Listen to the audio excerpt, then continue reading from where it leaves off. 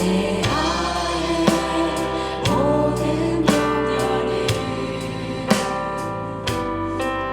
절실한 기도되리라. 답답한 현실 속에서 주만 온전히 바라봅니다. 내 안에 모든 염려들, 내 안에 모든 염려를 절실한 기도되리라. 답답한 현실 속에서 주만 온전히 바라봅니다.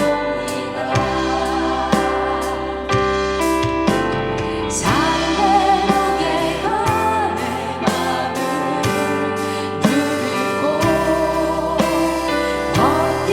버팀없는 시간을 지날 때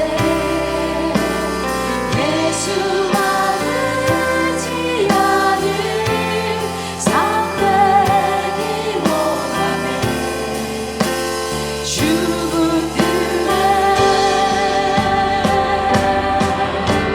주님 시선을 거두지 않는 삶,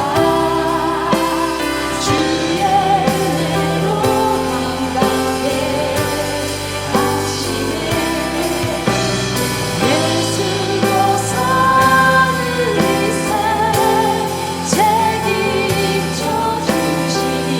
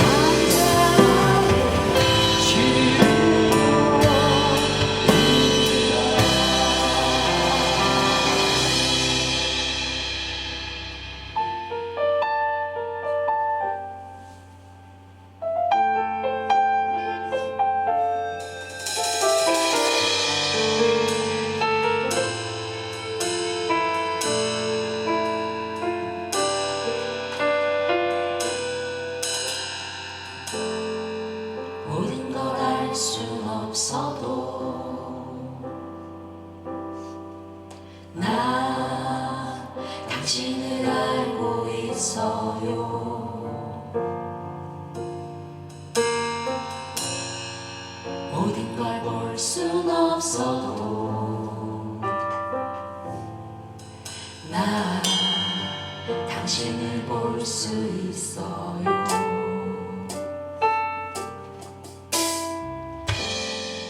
다 이해하지 못해도 난 당신을 믿고 있어요.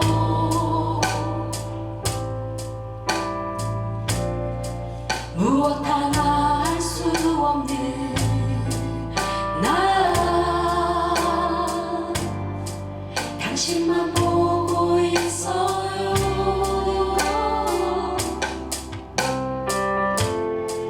모든 걸 알 순 없어도 나 당신을 알고 있어요.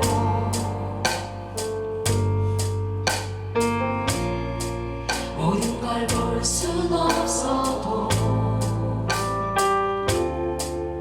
나 당신을 볼 수 있어요.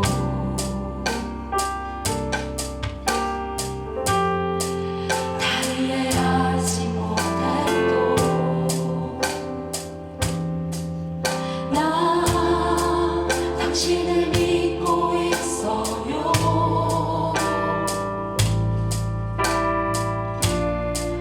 무엇 하나 할 수 없는 나 당신만 보고 있어요.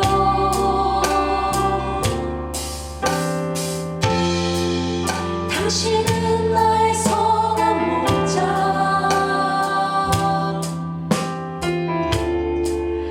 당신은 내 유일한 자랑, 나의 영혼의 기쁨과 내 눈물의 주인, 내 처음과 마지막.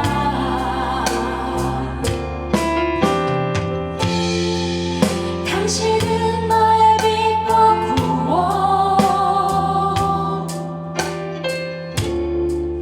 당신은 내 유일한 보물, 나의 옥합을 곁들여 예수 사랑하니라.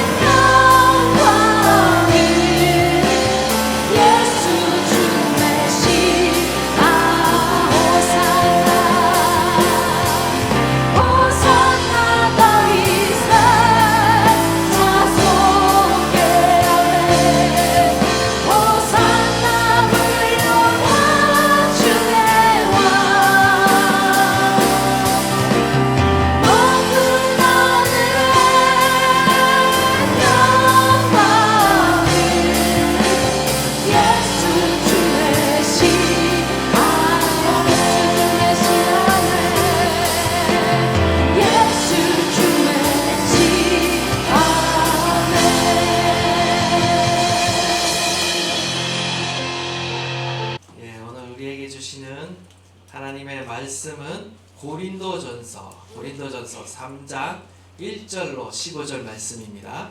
고린도전서 3장 1절로 15절 말씀 우리 한 절씩 교독하도록 하겠습니다. 형제들아, 내가 신령한 자들을 대항과 같이 너희에게 말할 수 없어서 육신에 속한 자 곧 그리스도 안에서 어린 아이들을 대항과 같이 하노라. 내가 너희를 젖으로 먹이고 밥으로 아니하였노니 이는 너희가 감당하지 못하는 성내였으며 지금도 못하리라. 너희는 아직도 육신에 속한 자로다. 너희 가운데 시기와 분쟁이 있으니 어찌 육신에 속하여 사람을 따라 행함이 아니리요. 어떤 이는 말하되 나는 바울에게라 하고 다른 이는 나를 아볼로에게라 하니 너희가 유리의 사람이 아니리요. 그런즉 아볼로는 무엇이며 바울은 무엇이냐? 그들은 주께서 각각 주신 대로 너희로 하여금 믿게 한 사역자들이니라. 나는 심었고 아볼로는 물을 주었으되 오직 하나님께서 자라나게 하셨나니. 그런즉 심는 이나 물 주는 이는 아무것도 아니로되 오직 자라게 하시는 이는 하나님뿐이니라. 심는 이와 물 주는 이는 한 가지이나 각각 자기가 일한 대로 자기의 상을 받으리라. 우리는 하나님의 동력자들이요 너희는 하나님의 밭이요 하나님의 집이니라. 내게 주신 하나님의 은혜를 따라 내가 지혜로운 건축자와 같이 터를 닦아두매 다른 이가 그 위에 세우나 그러나 각각 어떻게 그 위에 세울까를 조심할지니라. 이 닦아둔 것 외에 능히 다른 터를 닦아둘 자가 없으니 이 터는 곧 예수 그리스도라. 만일 누구든지 금이나 은이나 보석이나 나무나 풀이나 집으로 이 터 위에 세우면 각 사람의 공적이 나타날 터인데 그날이 공적을 밝히리니 이는 불로 나타내고 그 불이 각 사람의 공적이 어떠한 것을 시험할 것이니라. 만일 누구든지 그 위에 세운 공적이 그대로 있으면 상을 받고 다 함께 읽겠습니다. 누구든지 그 공적이 불타면 해를 받으리니 그러나 자신은 구원을 받되 불 가운데서 받은 것 같으니라. 아멘. 고린도전서는 사도 바울이 고린도 교회에 보낸 편지입니다. 고린도는 고대의 주요 항구 도시였습니다. 그곳에 수많은 그리스와 로마의 신전이 있었고요. 우상 숭배가 있었습니다. 그리고 거대한 경제 중심지였습니다. 그래서 바울은 그곳을 전략적으로 선교지로 삼았습니다. 그래서 거기서 1년 반을 보내면서 그리스도의 복음을 전했고요. 결과 많은 사람들이 예수님을 믿게 되었어요. 그리고 교회가 세워지게 됩니다. 이러한 내용들은, 자세한 내용들은 바로 사도행전 18장에 나옵니다. 여러분이 궁금하신 분들은 18장을 다시 돌아가서 읽으시면 고린도 교회에 대한 이야기를 여러분이 다시 확인하실 수 있을 것입니다. 그 후 바울은 또 다른 도시들을 다니면서 교회를 계속 개척해 나가는데요. 그러던 중에 고린도 교회에 여러 다양한 문제들이 발생했다라는 소식을 전해 듣게 됩니다. 이처럼 고린도전서는요, 바울이 고린도 교회에 생겨난 여러 가지 다양한 문제들을 해결하기 위해서 보낸 편지라는 것이죠. 고린도 교회는요, 공동체의 분열의 문제가 있었고요. 또한 세상보다 더 심한 심각한 성적 문란의 문제도 있었습니다. 또한 공동체는 이러한 문제를요 그냥 못 본 척하거나 심지어는 괜찮다라고 생각하는 사람까지 존재했습니다. 성도들 간의 사회적, 경제적 갈등으로 인해 교회 밖에 법정 소송까지 벌이는 일이 있었고요. 성도들 간에 또한 거룩한 공동체로서의 그 하나님의 위상을 높인 것이 아니라 세상과 별반 다르지 않는 이런 모습으로 인해 그 교회의 위상은 떨어지게 되는 것이죠. 심지어 우상 숭배와 또 우상에게 바친 고기를 먹는 문제가 그 교회 안에 있었고요. 예배와 관련된 문제가 있고 또 부활에 대한 또 심각한 오해가 있었습니다. 그로 인해서 도덕적 방종이 자행하는 교회였다라는 것입니다. 고린도 교회의 문제는 오늘날 현대 교회의 문제와도 너무나 유사합니다. 공동체의 분열의 문제도 있고 지도자를 둘러싼 갈등과 잡음도 있습니다. 성적인 문제도 만연하고 있고요. 교인들 간의 또 싸움도 빈번합니다. 영적 은사로 인한 교만과 무분별한 또한 신앙의 문제도 있습니다. 그래서 고린도전서는요, 어떤 신학적인 변론이나 어떤 변증을 하기보다는 구체적인 우리의 어떤 신앙의 문제, 삶의 문제에 대한 현실적인 조언을 주고 있습니다. 그리고 그 문제를 해결하는 원리는 항상 십자가와 부활의 복음에 토대를 두고 있다라는 사실을 여러분이 읽으시면 발견하게 될 것입니다.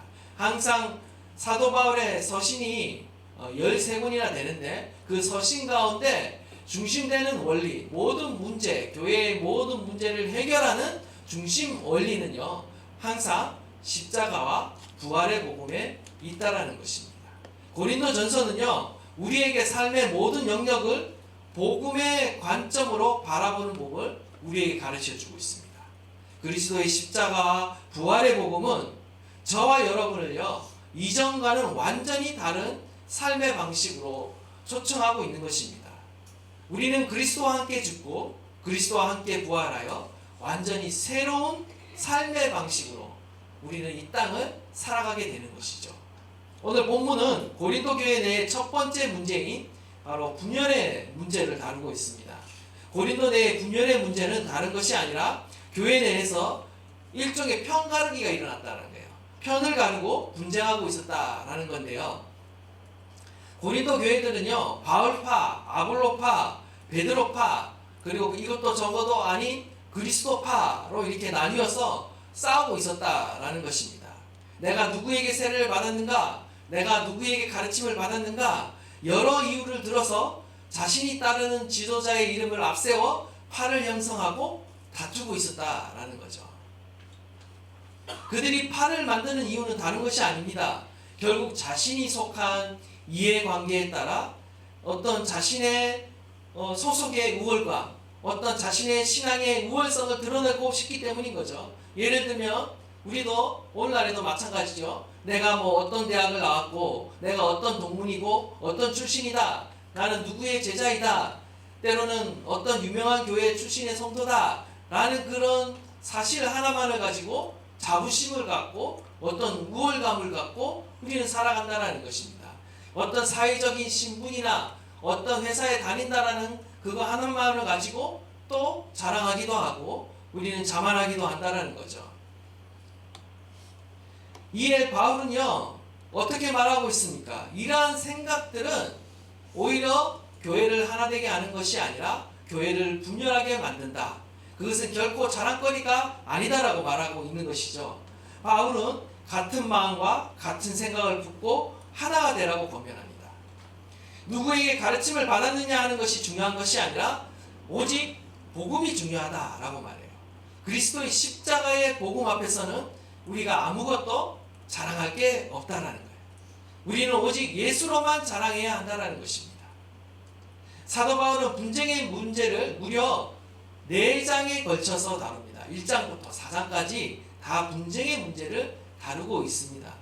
그만큼 분쟁의 문제는 중요한 문제다라는 거죠. 오늘은 그 중에서 이 3장의 본문을 저와 여러분이 함께 나누고 주님께서 우리에게 주시는 교훈을 살펴보도록 하겠습니다.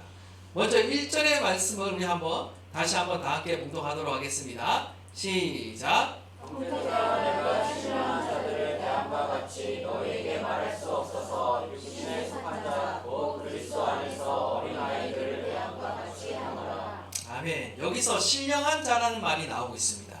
신령한 자라는 것은요, 스피리추얼 맨을 말하는 거죠.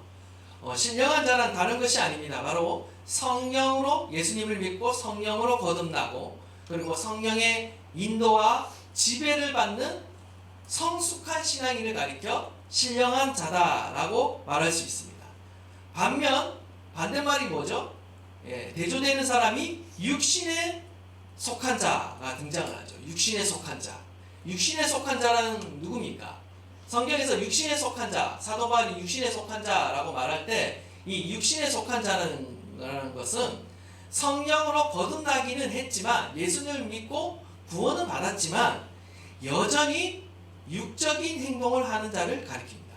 그것을 가리켜 육신에 속한 자다라고 말하는 거죠. 한마디로 신앙적으로 어린아이와 같은 자를 가리킵니다.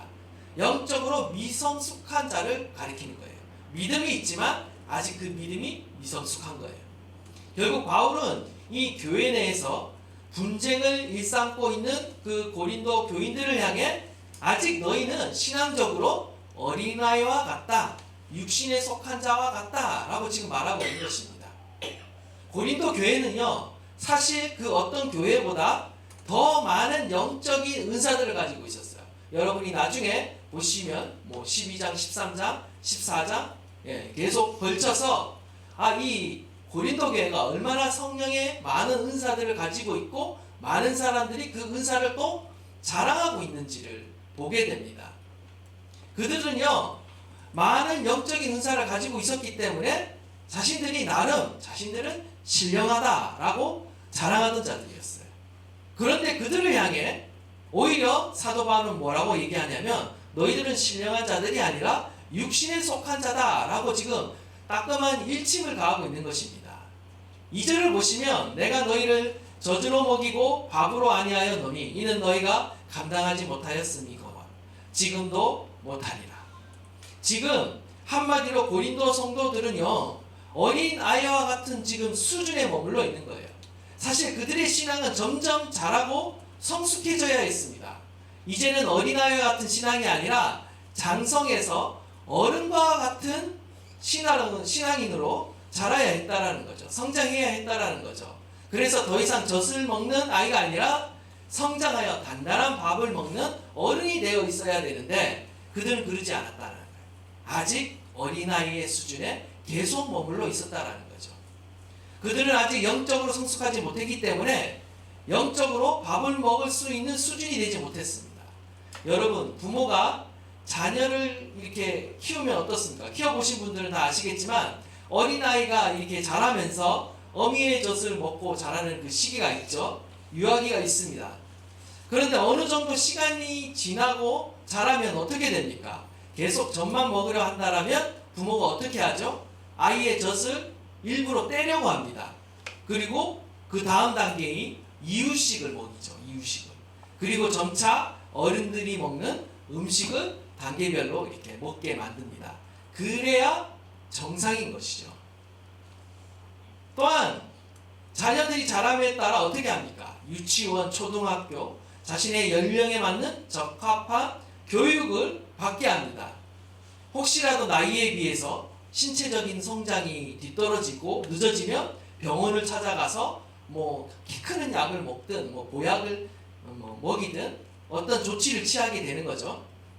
또한 지적인 성장이 늦어진다고 생각하면 학원을 보내든지 아니면 어떤 상담 치료, 인지 치료를 받든지 우리는 여러 가지 방법을 동원한다라는 거예요. 우리는 이처럼 어떤 육적인 성장과 어떤 지적인 성숙에는요, 굉장히 지대한 관심을 가지고 있습니다. 늘 애쓰고 있어요. 그런데 정작 우리에게 가장 중요한 영적인 성장과 성숙에 대해서는요, 우리가 너무나 무관심하다는 거죠. 특별히 우리의 자녀들이 정말 영적으로 성장하고 있는가, 성숙해져 가고 있는가, 우리는 별다른 관심을 기울이지 않을 때가 너무나 많다라는 거예요. 아직도 신앙적으로 걸음마를 떼지 못하고 있고 젖을 떼지 못하고 있는데 아직도 스스로 영적인 양식인 하나님의 말씀을 스스로 먹고 있지 못한데 그럼에도 불구하고 우리는 그런 거에 대해서 전혀 안타까워하지 않는다라는 거죠. 그게 문제라는 겁니다. 우리의 자녀들뿐만 그렇겠습니까? 우리 자신들도 한번 돌아봐야 하는 것이죠. 우리는요, 우리의 신앙의 수준이 지금 어디에 머물러 있는가? 우리 자신을 돌아봐야 하는 것입니다. 믿은 지는 오래된 성도들인데 아직도 어린아이와 같이 우리의 신앙이 머물러 있다면 그건 굉장한 문제인 것이죠. 우리의 신앙은요, 변화돼야 됩니다. 우리의 믿음은요, 자라가야 합니다. 그것이 정상이에요. 자라가지 않으면 여러분 어떤 방법이든 강구해야 돼요. 운동을 더 하든 영양을 더 챙겨 먹든 우리 영적인 그러한 키가 자라지 않으면 그 키가 자라도록 어떤 영양 실조가 걸려 있으면 그 영적 그 영양 실조 때문에 그 영양을 보충하기 위해서 말씀을 더 읽든 묵상을 하든 우리는 영적인 조치를 취해야 한다라는 것이죠. 에베소서 4장 13절을 보면 우리가 다 하나님의 아들을 믿는 것과 아는 일에 하나가 되어 온전한 사람을 이루어 그리스도의 장성한 분량이 충만한 데까지 이르니. 우리의 신앙은요, 하나님의 아들을 아는 것과 믿는 일이 하나가 되어야 합니다. 그냥 지식적으로만 알면 안 되고요, 믿어야 하고요, 예수 그리스도를 믿음으로 우리 안에 또 믿음의 행위가 나타나야 하고 열매를 맺어야 하는 것입니다. 3절과 4절 말씀을 보시면, 우리 한번 3절과 4절 말씀 다 함께 읽겠습니다. 시작. 너희는 아직도 육신에 속한 자로다. 너희 가운데 시기와 분쟁이 있으니 어찌 육신에 속하여 사람마다 당한 면이 아니요. 어떤 이는 말하되 나는 바울에게라 하고, 다른 이는 나는 바울에게라 하니 너희가 유대의 사람이 아니에요. 그런데 어떻습니까? 지금 고린도 교회 성도들은 아직 육신에 속한 자라는 거죠. 왜 그렇습니까? 그들 안에 여전히 시기와 분쟁이 있기 때문이에요. 그들 안에 시기와 분쟁이 있는 것을 보니까 너희들은 아직 육신에 속한 자다 라고 지금 사도 바울이 이렇게 판단을 내리는 거죠. 여전히 그들 안에는 비교의식이 있고 여전히 인간적인 우월의식에 사로잡혀 있습니다. 나는 바울파다, 아볼로파다. 아직도 인간 중심의 신앙생활을 하고 있어요. 인본주의적인 신앙생활을 하고 있다는 거죠. 아직도 세상의 방식과 가치관을 따르고 있다는 것입니다.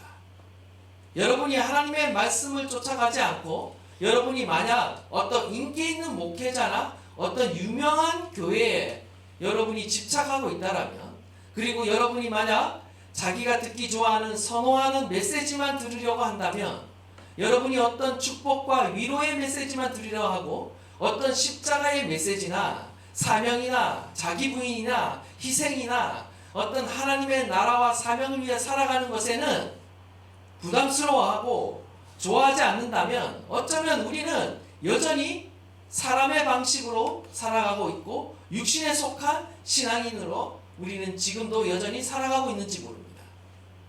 심지어 4절에는 육의 사람이라고까지 표현합니다.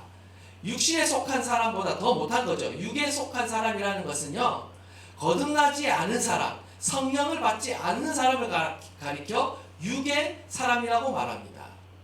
지금 고린도 성도들이 어떻습니까? 육신의 욕심에 따라 세상 방식대로 살아가고 있으니까 너희는 완전히 믿지 않는 사람과 별반 다르지 않구나, 육에 속한 사람이구나 라고까지 지금 질책하고 있는 것입니다.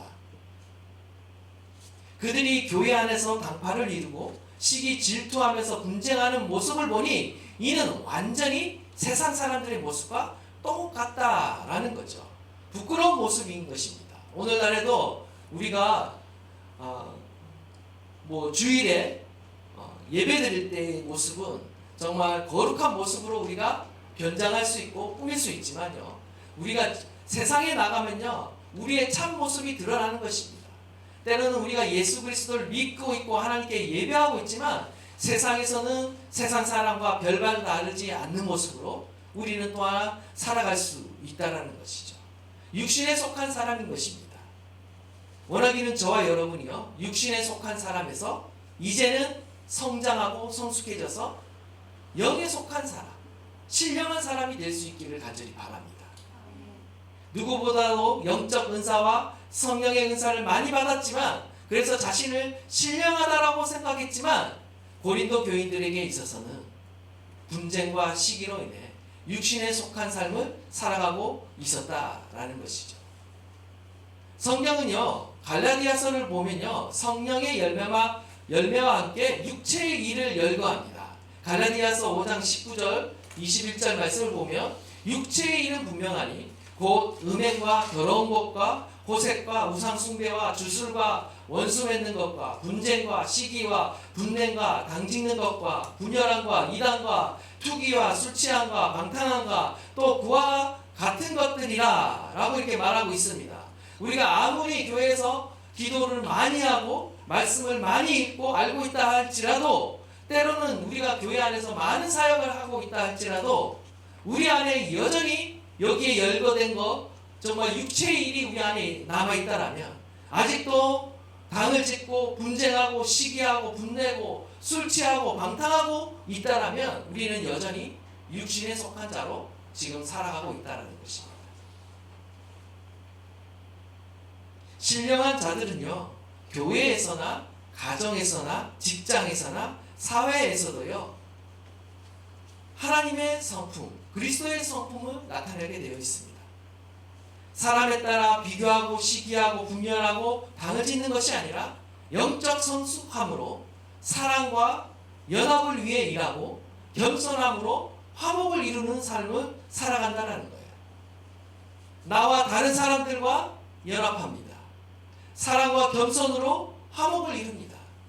그 사람이 얼마나 성숙한가, 얼마나 영적인 사람인가, 신령한 사람인가는요, 그가 얼마나 그리스도의 성품으로 연합하고 화목하는가를 보면 알 수 있다는 것이죠. 여러분은 신앙의 연수가 늘어날수록 더 성숙해지고 있습니까? 혹시 여전히 사람과 비교하며 시기하며 분냄으로 살아가고 있습니까? 아직도 우리는 육체의 일을 벗어버리지 못하고 살아갈 때가 많이 있습니다. 우리의 신앙은요, 더욱 성장해야 됩니다. 더욱 성숙해져야 됩니다. 우리 안에 더욱 성령의 열매가 나타나도록 구하셔야 되고요, 추구해야 돼요. 우리가 영적인 성숙과 성장을 추구하지 않으면 우리는 성장하지 않습니다. 가만 내버려 둔다고 해서 저절로 성장하는 것이 아니에요. 우리가 마음을 쏟고 또한 관심을 쏟고 또한 열매 맺기를 힘써야 하는 것입니다. 그리할 때 성령께서 우리 안에 역사하시기 시작하는 거예요. 그리고 우리 안에 열매를 맺기 시작하는 겁니다. 사랑과 희락과 화평과 오래 참음과 자비와 양성과 충성과 온유와 절제의 열매들을 우리 가운데 맺어가기 시작하는 것입니다. 이러한 성품은 저절로 생기지 않습니다. 성령에 속한 성품은요, 성령께서 맺게 하시는데, 성령께서 우리 안에 맺기 위해서는 우리가 그것을 간절히 원해야 되고 구해야 되고 추구해야 된다는 것입니다. 성령님은요, 누가 그러더라고요, 이 혈액형이 트리플 A다. 굉장히 소심하다. 강제로 하시지 않는다. 우리가 원하고 간절히 바라고 우리가 초청해야지만 성령께서 우리 안에서 하나님이 일을 행하시는 거예요. 강제로 우리 안에 와서 우리의 막 의지를 반하는 그런 행동을 강압적으로 하시는 분이 아니에요. 우리가 자발적으로 그분을 원하고 그분의 성품을 원하고 그분이 나를 변화시키기를 내가 갈망하고 원해야지 주님은 우리 안에 역사하신다는 것입니다. 두 번째로 우리 5절 말씀입니다. 우리 5절 말씀 다 함께 읽도록 하겠습니다. 시작. 그런즉 아볼로는 무엇이며 바울은 무엇이냐? 그들은 주께서 각각 주신 대로 너희로 하여금 미개한 사역자들이니라. 아멘. 5절 말씀을 보면요, 아볼로는 무엇이냐, 바울은 무엇이냐, 바울이 반문하고 있죠. 너희들이 지금 자랑하고 있고 앞세우고 있는 사람들은 과연 무엇이냐라는 거죠. 한마디로 아무것도 아니다라는 겁니다. 자신과 아볼로는 한마디로 하나님의 사역의 도구일 뿐 아무것도 아니다라는 거예요. 6절을 보시면 나는 심었고 아볼로는 물을 주었으되 오직 하나님께서 자라나게 하셨다라고 말하고 있어요. 자신과 아볼로 그리고 하나님께서 하신 일을 지금 각각 비교하고 있습니다. 헬라어 원어를 보면 사도 바울은 이 말씀을 하면서 자신과 아볼로가 했던 일을 심고 물을 주는 일로 이렇게 표현하고 있죠. 근데 과거형으로 표현하고 있습니다. 반면 하나님께서 하시는 일은요, 어떻게 표현하고 있냐면요, 미완료 과거형으로 표현하고 있어요. 이것은 무슨 말이냐? 아볼로와 사도 바울이 한 일은요, 그냥 과거 한때의 일이라는 거예요. 그러나 하나님이 하시는 일, 자라나게 하시는 일은 지금도 계속되고 있다는 거예요. 무슨 말입니까? 교회 성장의 궁극적 주체는 하나님이라는 거예요. 교회를 세우고 성장시키는 것은 사람의 수고와 노력도 필요하지만 궁극적으로 하나님의 지속적인 은혜가 없으면 아무 소용이 없다, 불가능하다라는 겁니다.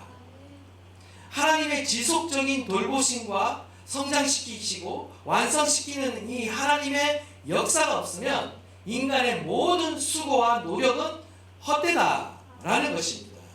농부가 씨를 뿌립니다. 물을 줍니다. 그러나 곡식이 그랬다고 해서 저절로 열매를 맺는 것은 아니라는 거예요. 농부가 자라게 할 수 없습니다. 씨로 하여금 자라게 할 수 없어요. 물론 농부의 그러한 수고가 필수적으로 필요하죠. 요구되죠. 그러나 곡식이 제대로 자라 열매를 맺으려면 하나님께서 이른 비와 늦은 비를 주셔야 하고요. 적절한 태양빛을 주셔야 하는 것입니다. 무엇보다도 자라게 하시는 자연의 섭리가 그 안에 작용해야 하는 거예요. 곡식의 열매를 맺게 하시는 주체는 하나님이에요. 교회를 세우는 일뿐만 아니라 가정을 세우는 일, 자녀를 세우는 일, 직장을 세우는 일도 마찬가지예요. 여러분의 수고와 노력이 있어야 합니다. 그러나 하나님께서 도우시고 하나님께서 자라나게 하시는, 하나님께서 세우시는 역사가 함께 하여지만 결과가 있고 열매가 있다라는 거예요. 7절에서 9절을 보시면 그런즉 심는 이나 물주는 이는 아무것도 아니로되 오직 자라게 하시는 이는 하나님뿐이라. 심는 이와 물주는 이는 한 가지이나 각각 자기가 일한 대로 자기의 상을 받으리라. 우리는 하나님의 동력자들이요 너희는 하나님의 밭이요 하나님의 집이니라. 여러분, 심는 이나 물주는 이나 아무것도 아닙니다.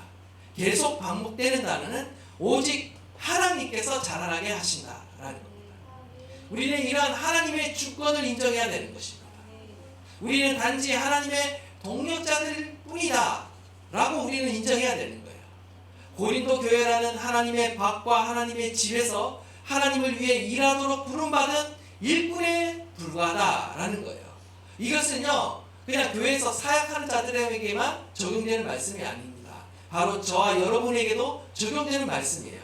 하나님은 어떻게 이 땅 가운데 하나님의 뜻을 펼치시고 하나님의 일을 행하시는가? 바로 홀로 행하실 수도 있겠지만 결코 그렇게 하지 않습니다. 하나님의 일에 항상 사람을 동참시키십니다. 코워크를 부르셔요. 일꾼을 부르셔요. 그래서 마치 우리가 하는 것처럼 하시지만 사실은 그 배후에서 하나님이 그 일을 이루어가신다는 거예요. 요한복음 6장을 보면요 오병이의 기적이 있는데요. 여러분이 잘 아시다시피 보리떡 5개와 물고기 2마리로 남자만 5,000명을 먹이는 일이 있습니다. 일종의 천국잔치이죠. 이 천국잔치에서 제자들이 하는 일은 무엇입니까?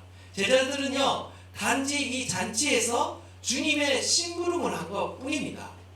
잔치 자리에 사람을 모은 것도 제자들이 한 일이 아니에요. 다들 예수님을 보기 위해 찾아온 사람들이에요.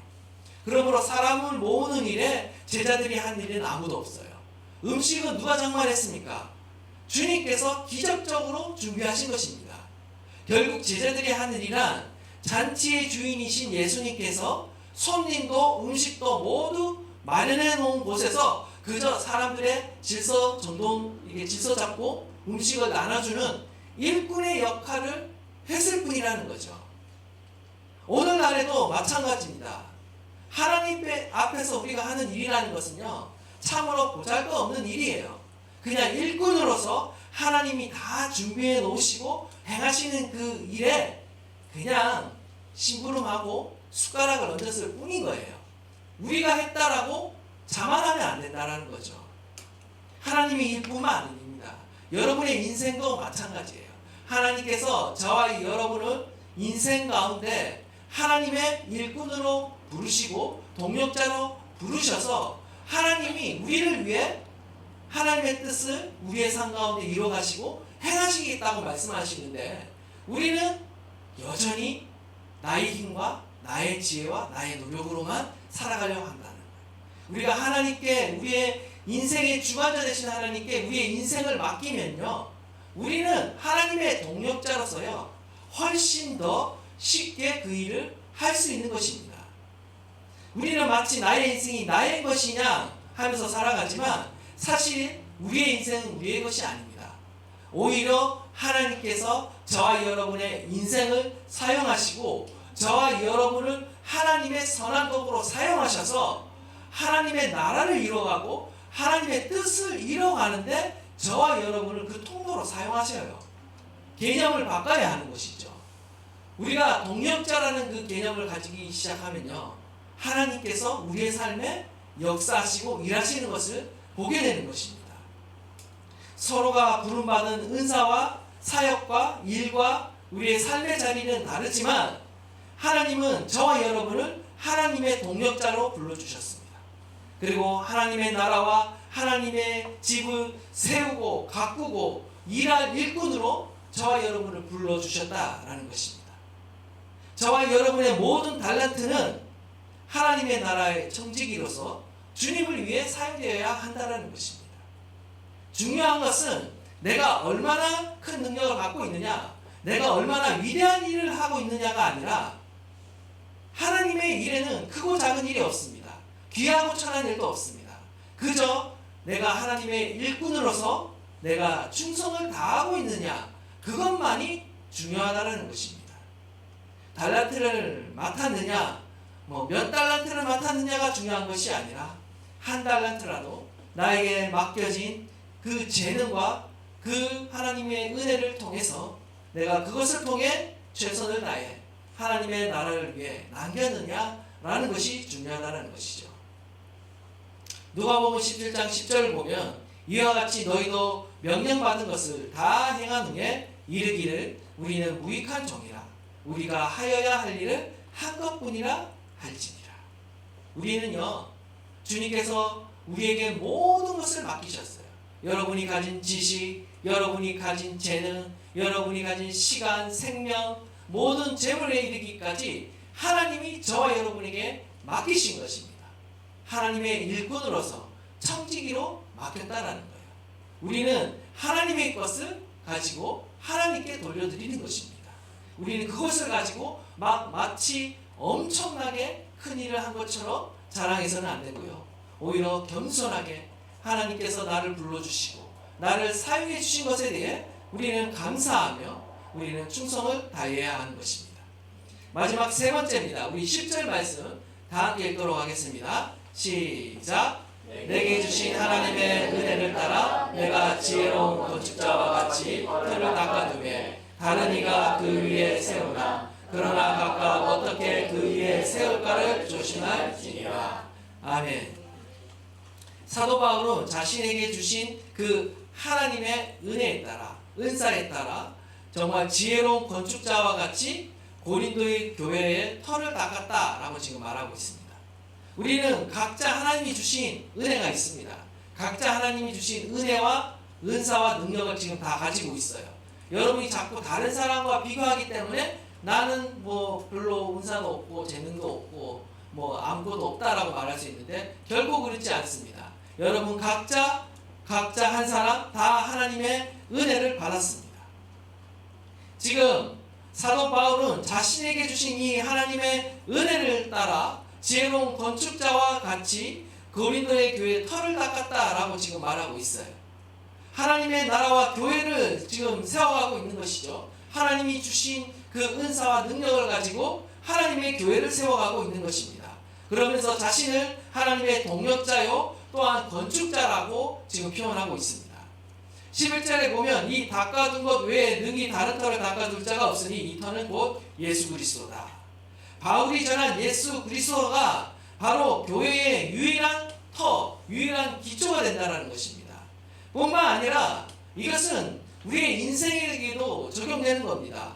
교회뿐만 아니라 우리의 인생도 예수 그리스도가 우리의 인생의 터가 되어야 돼요. 기초가 되어야 된다는 것이죠. 예수 그리스도 외에는 그 어떤 것도 견고한 터가 될 수가 없습니다. 사람이 만든, 사람이 위에 닦여진 그 어떤 사상이나 철학이나 우리가 의지하는 그 어떤 것도 영원하지는 않아요. 로마 제국을 보십시오. 제가 이번에 소아시아 이 성지순례를 갔다 오면서요, 참으로 옛날에 이 로마 제국이 대단했다는 것을 세계사 시간에 잠깐 배운 기억이 있지만 그게 이렇게 가슴에 와닿지 않았습니다. 그러나 제가 돌아다니면서 어떤 그리스, 로마 제국의 그 유물들을 바라보면서 와, 정말 굉장하구나. 이때 시대에 엄청나게 정말 문화가 문명이 발달했고 정말 로마가 이 세계를 지배한 그 굉장히 강력한 제국이었구나라는 것을 그 위대함을 실감하게 되었어요. 정말 서양 문화, 어떤 서양 문화 유산과 인문학의 모든 유산은 그리스, 로마 제국의 어떤 그 유산을 바탕으로 해서 발전한 거예요. 정말 놀라운 것이죠. 얼마나 위대한 나라였습니까? 티베르 강변의 작은 언덕에서 시작된 이 조그만 나라는 이후에 지중해 전 지역을 정복하면서 그야말로 불패의 신화를 자랑하는 어마어마한 큰 제국이 되었어요. 모든 길은 로마로 통한다라는 말이 있죠. 로마 제국은 정말 어마어마한 도로망을 구축했더라고요. 로마는 이 도를 통해 군사적인 이동과 어떤 상업과 통신을 위해 이 도로망을 깔았어요. 정말 대단한 것입니다. 총 길이가 약 40만 킬로미터나 된대요. 그리고 포장된 도로만 8만 킬로에 달한다고 해요. 오늘날에도 쉽지 않은 일인데요. 그것을 그 당시에 오늘날과 같은 그런 기술과 장비도 없는데 어떻게 깔았을까? 사람들이 다 깔지 않았겠어요? 심지어 수도도 깔았더라고요. 몇십 킬로를 수도를 깔았는데 오늘날에 우리 수도는 생각하면 모타라도 있잖아요. 그죠? 근데 그 시대에는 모타가 없습니다. 그래서 40km를 이렇게 수로를 돌로 까는데 여러분 한번 생각해 보세요. 여기서의 물이 저 40km 이후에 저까지 흘러가려면 어떻게 해야 되겠어요? 기울기가 이쪽이 낮아야 물이 흘러갑니다. 절대 흘러갈 수 없어요. 그걸 돌릴 수 있는 동력이 없어요. 근데 로마 시대에 그 수로를 깔았어요. 어떤 동력이 있는 게 아니라 정말 미세하게 이쪽이 낮은 거예요. 그러니까 그게 40km나 그 물이 흘러가는 거예요. 이게 거의 불가사입니다. 그때 얼마나 뛰어난 문명을 갖고 있었는지 우리가 알 수 있는 대목인 거죠. 그런데 그 로마도요, 순식간에 망합니다. 그 강력한 제국이 하루아침에 사라져요. 게르만 민족의 대이동과 함께 허망하게 붕괴됩니다. 유물만 관객들이 구경하게 되는 거죠. 이처럼 하나님께서는요, 일찍이 다니엘을 통해 말씀하셨던 것처럼 인간의 터 위에 세워진 것은 제 아무리 화려하고 강대해 보이는 나라라 할지라도 결국 다 무너지게 된다 라는 교훈을 우리 가운데 가르쳐주고 있는 것입니다. 비단 한 나라뿐만 아니에요. 사람의 인생도 마찬가지예요. 그리스도 위에 인생이 세워지지 않으면 그 인생이 아무리 위대하고 화려해도 결국 때가 되면 다 그 인생은 무너진다라는 것입니다. 그리스도의 믿음 위에 세운 인생만이 마지막 심판의 날에 견디게 되고 주님 앞에 서게 되는 줄 믿습니다. 저와 여러분의 신앙이 그리스도 위에, 그리스도를 믿는 믿음 위에 반석 위에 세워지기를 간절히 축원합니다.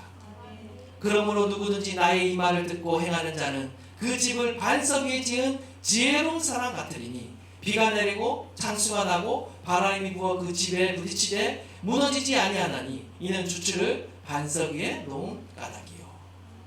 원하기는 저와 여러분의 인생이 반석 위에 세워진 인생, 흔들리지 않는 그리스도라는 반석 위에 세워진 인생이 되어지기를 주님의 이름으로 축복합니다. 우리 12절에서 15절입니다. 다 함께 읽겠습니다. 시작. 만일 누구든지 금이나 은이나 보석이나 나무나 풀이나 집도로 이 터 위에 세우면 각 사람의 능력이 나타날 것인데 그 날이 공정을 밝히니 이는 불로 나타내고 그 불이 각 사람의 능력이 어떠한 것을 시험할 것입니다. 만일 누구든지 그 위에 세운 공적이 그대로 있으면 상을 받고 누구든지 그 공적이 불타면 해를 받으리니 그러나 자신은 구원을 받되 불 가운데서 받은 것 같으리라. 아멘. 여기 보시면 예수 그리스도라는 터 위에 지금 우리는 이미 서 있습니다. 그리고 그 위에 지금 뭘 하고 있어요? 다른 재료들을 가지고 우리의 인생의 집을 건축하고 있는 것입니다. 그런데 여기 보시면 재료가 나오는데 세 가지 재료, 금과 은과 보석이 나오죠. 이것은 굉장히 견고하고 영원한 것을 상징합니다. 한마디로 이것은 무엇을 말하고 있느냐? 영원하신 하나님의 지혜를 상징하고 있습니다. 그리고 또 나머지 세 가지가 나오죠. 재료가 나무와 풀과 집이 나옵니다. 어떻습니까? 재료가 허접하죠. 약하고 일시적인 것입니다. 바로 세상의 지혜를 상징하고 있는 거예요. 우리는요, 각자 저와 여러분은 우리의 인생에 집을 짓고 있어요. 하나님의 말씀과 하나님의 지혜로 우리의 인생을 지어가는 사람들이 있는가 하면, 반면 세상의 지혜로 우리의 인생을 지어가는 자들이 있어요. 출발은 예수 그리스도로 출발했는데 그 집을 세워가는 것은 세상의 방식과 가치관을 따라서 인생의 집을 지어가는 사람이 있고요. 또 한 사람은 시작도 예수 그리스도, 그리고 그 이후에 과정도 예수 그리스도의 말씀과 하나님의 지혜로 그 인생을 지어가는 자가 있다는 것입니다.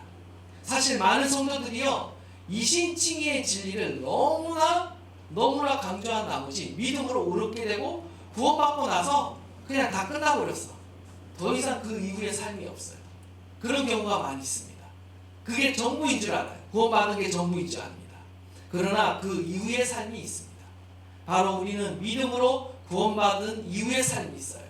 바로 하나님의 말씀으로 순종함으로 우리는 믿음의 집을 지어가야 되는 거예요. 신앙의 집을 지어가야 한다는 것입니다. 중요한 것은 마지막 날이 오면 우리의 모든 공적이 밝히 드러나게 된다는 것입니다. 그리고 하나님이 그 공적에 따라 우리 가운데 상을 베풀어 주신다는 거죠. 여러분의 하나님의 나라와 영광을 위한 여러분의 수고와 노력은요, 결코 헛되지 않습니다. 주의 재림의 날에 평가를 받게 될 거예요. 여러분의 인생도, 여러분의 인생을 향한 수고와 노력도 그냥 허비하는 것이 아닙니다. 하나님께서 평가하실 것입니다. 여러분의 수고와 노력, 무엇을 위해 살았고 무엇을 너는 인생 가운데 세웠는가, 주님은 우리 가운데 물으실 것입니다. 원하기는 저와 여러분이요, 하나님을 위해, 하나님의 나라를 위해 우리의 인생을 건설해 나갈 수 있기를 간절히 바랍니다. 우리가 오늘도 밥을 먹고 하루를 살아갑니다. 성경에 의하면 먹고 마시고 자는 것조차도 주님을 위해 하라고 말하고 있어요. 우리의 모든 일상이 주님을 위해 하라는 것이죠. 주님을 위해 살아가라는 것입니다. 원하기는 저와 여러분이요, 정말 지혜로운 건축자와 같이 우리의 남은 인생을 주님을 위해, 하나님의 나라를 위해, 하나님의 집을 지어가며 살아가는 저와 여러분이 되시기를 간절히 축원합니다. 보라, 내가 속히 오리니 내가 줄 상이 내게 있어 각 사람에게 그가 행한 대로 갚아주리라. 우리가 하나님의 뜻대로 살아가면 주님께서 반드시 우리가 행한 대로 갚아주시는 줄 믿습니다.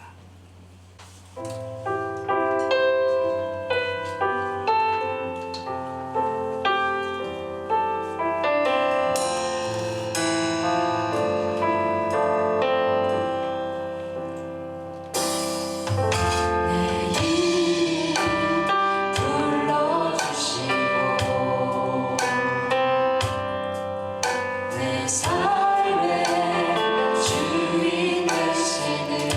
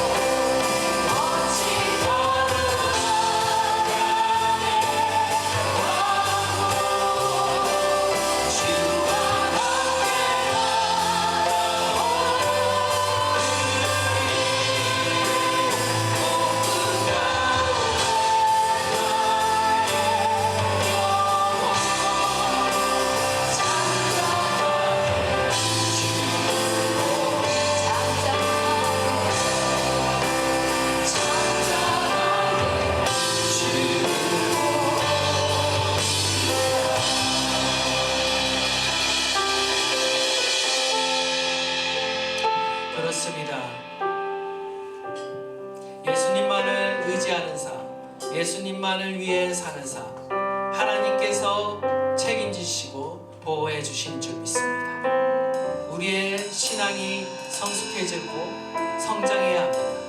어린아이와 같은 신앙에 머물지 말아야 합니다. 이제는 우리가 하나님의 동력자로 서야 하는 것입니다. 우리의 인생의 터 위에 우리는 지금 무엇을 세우고 있습니까? 원하기는 정말 마지막 때 그 어떤 불신을 해도 사라지지 않는 그 공적이, 믿음의 공적이, 인생의 공적이 우리 가운데 남아있기를 소망합니다. 하나님 주님의 뜻에 따라 살기 원합니다. 그리스도의 반석 위에 서기를 원합니다. 하나님께서 책임지시고 인도하시고 세워가시는 그 하나님의 그 놀라운 은혜와 그 놀라운 역사를 경험하기 원합니다. 우리의 인생을 주님께 맡겨드리고 주님께 의탁하며 주님을 위해 살기로